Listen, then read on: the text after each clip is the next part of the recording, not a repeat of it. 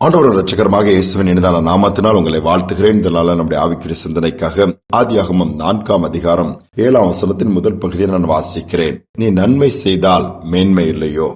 நன்மை செய்ய படியுங்கள், நன்மை செய்யுங்கள். நன்மை செய்ய திராணி இருக்கவர்களுக்கு செய்யத்தக்காமல் போனால் அது பாவம் என்று வேதம் சொல்லுகிறது. ஆண்டவர் நன்மை செய்யும்படியா நம்மளை ஏற்படுத்தியிருக்கிறார். நன்மை செய்கிறவர்கள் தேவனால் உண்டாயிருக்கிறார் என்று வேதம் சொல்லுகிறது. ஆனால் இன்றைக்கு நாம் நன்மை செய்கிறோமா?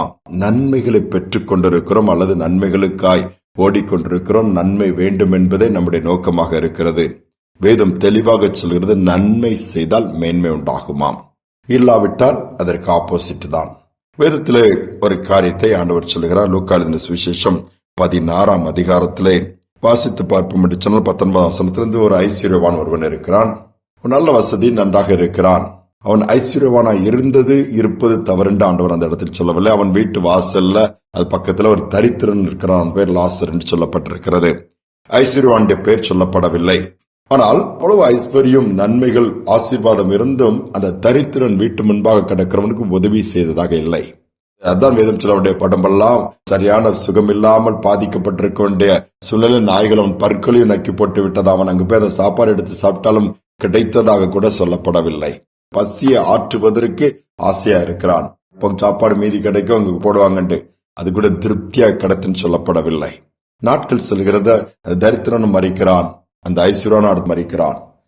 அந்த ஐஸ்வர்யவான் பாதாளத்துக்கு போகிறான். பாதாளத்தில் வேதனை, தண்ணீர் கூட கிடைக்காமல் கஷ்டப்பட்டு தவிக்கிறான். அவ்வளவு வேதனையான ஒரு இடம், கொடுமையான இடம். அங்கிருந்து லாசருவை பார்க்கிறான்.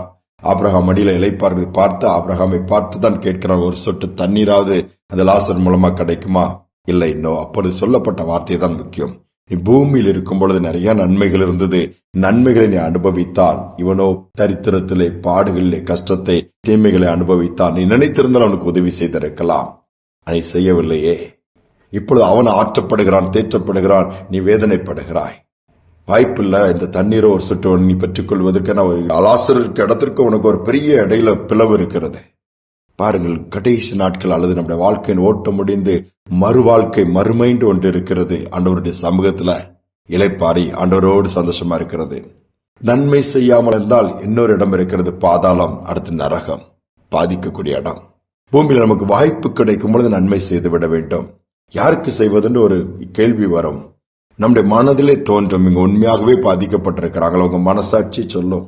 மனதில் ஆண்டவர் அதை உணர்த்த ஒரு சின்ன ஜெபம் பண்ணுங்கள. சில தர்மம் எடுக்கிறவங்களும் மற்றவங்களும் வந்து கேட்கும், உதவி கேட்கும் பொழுது ஏமாத்திரவங்க இருக்கத்தான் செய்யறாங்க, இல்லை என்று இல்லை. நீங்க ஒரு சின்ன ஜெபம் பண்ணுங்க, ஆண்டவர் அதை உணர்த்துவார். இவள் செய்யன்னு சொல்லும் போது அதிலே டிலே பண்ணாதுங்க, உடனே செய்யுங்க. ஏன்னா மீண்டும் அந்த வாய்ப்பு நம்மை தேடி வராது.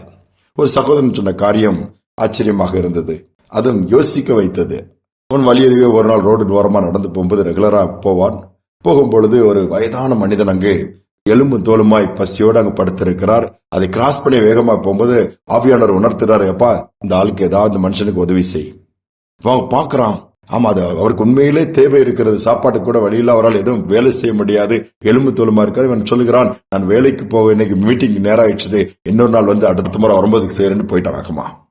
அதே மாதிரி 2-3 நாள் போல அடுத்த முறை வரும்பொழுது ஞாபகம் இருக்குது, எப்படி அந்த பெரியவருக்கு உதவி செய்யணும்.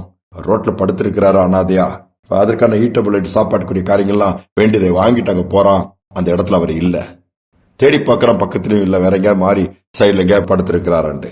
பக்கத்துல ஒரு ஷாப்ல போய் கேட்கற, கடையில உங்க ஒரு வயதானவர் படுத்திருந்தார, இப்பதான்ப்பா 2 நாள் ஆச்சு, அவர் இறந்து போயிட்டாரு.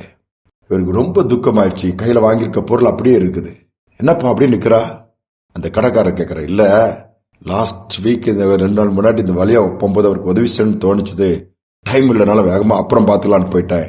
இன்னைக்கு அதுக்கு தான் வந்தேன். ஐயோ அவர் இறந்து போயிட்டாரப்பான்னு சொல்லி அவர் முடிச்சுக்கிட்டாரு. ஆனா அந்த மனிதன் இந்த உதவி செய்யணும்னு சொல்ல சகோதரன் இருதயம் வாதிக்க ஆரம்பிச்சுது. அவர் சொல்றாரு, இன்னைக்கு நான் அந்த வழியா போனேன்னா அந்த ஞாபகம் எனக்கு அப்படியே வருது, என்னால் அதை மறக்க முடியல. ஆண்டவர் எனக்கு கணக்கு கேட்பாரு, ஆண்டவர் எனக்கு உணர்த்தியும் நான் அதை செய்யவில்லை. எனக்கு வாய்ப்பு இருந்தது, பணம் இருந்தது, செய்ய முடியும், கொஞ்சம் வெயிட் பண்ணி டக்குன்னு ஏதாவது வாங்கி கொடுத்துட்டு போயிருக்கலாம், அப்புறம் பார்த்துக்கலான்னு நான் அற்பமா அலட்சியமா அதை நிர்விசாரமா எடுத்துட்டு போயிட்டேன். அந்த கில்ட்டி கான்சியஸ், குற்ற உணர்வு குத்திட்டே இருக்குது. ஆண்டவர் என்ன மன்னிப்பாரா தெரியலன்னு சொல்லி புலம்பினாரு. நாம அநேக நேரத்தில் அப்படித்தானே பண்றோம். இன்றைக்கு நம்ம ஒரு சிந்தனைக்காக இதை எடுத்துக்குவோம். வாய்ப்பு இருக்குதா, நம்ம நன்மை செஞ்சிருவோம், அப்புறம் பார்த்துக்கலாம், போஸ்ட்போன் பண்ணாதங்க. அவன் முக்கியமான தேவையா இருக்கலாம், அல்ல உண்மையான தேவையா இருக்கலாம், அல்ல அடுத்த நாள் நம்ம பார்க்க முடியுமா அந்த வழியா கூட திருப்பி வாய்ப்பு இல்லாம நமக்கு போயிடலாம். ஆண்டவர் அதை கணக்கில் வச்சிருக்கிறாரு, அதை பார்க்கிறாரு. இந்த லாசரு வீட்டு முன்னாடி இருந்தான் தரித்திரனா. அந்த ஐஸ்வர்வான் அவனை கண்டுக்கவே இல்லை. காலம் முடிந்து பூமியின் ஓட்டம் முடிந்த பிறகு பார்க்கிறான். 2 பேரும் இருக்கிற இடம் வித்தியாசமான இடம். சிந்திப்போம், ஜெபிப்போம். அன்பின் தகப்பனே, இந்த பூமியில ஒரே ஒரு வாழ்க்கை எங்களுக்கு கொடுத்திருக்கிறீங்க. திரும்ப ஒரு பாதையில நாங்க திரும்பி போவோமாங்கிற நம்பிக்கை கிடையாதுப்பா, வாய்ப்பும் கிடையாது. One way journey. ஆனாலும் அந்த பாதையில் நாங்க போகும்பொழுதெல்லாம் நீர் எங்களுக்கு ஏற்படுத்தி கொடுக்கிற வாய்ப்புகளை, நன்மை செய்யக்கூடிய வாய்ப்புகள் இருந்தால் நன்மை செய்தால் மேன்மை இல்லையோ? அந்த ஐஸ்வர்யவான் நன்மை செய்திருந்தா மேன்மை கிடைச்சிருக்கோம், விட்டுட்டான், மேன்மை கிடைக்கல. நாங்க அதே தவற பண்ணாதபடி முடிந்த அளவு உம்முடைய ஆவியான நடத்தலின்படி நாங்க நன்மை செய்யக்கூடிய இருதயத்தை கொடுங்கப்பா, கிருபையை கொடுங்க. இதை கேட்டுக்கொண்டிருக்கிற ஒவ்வொருவருக்கும் அப்படிப்பட்ட ஒரு வாக்கியத்தை கொடுங்க. எவ்வளவு முடியுமோ, இந்த பூமியில எதுவுமே நாங்க எடுத்துட்டு போறது கிடையாது.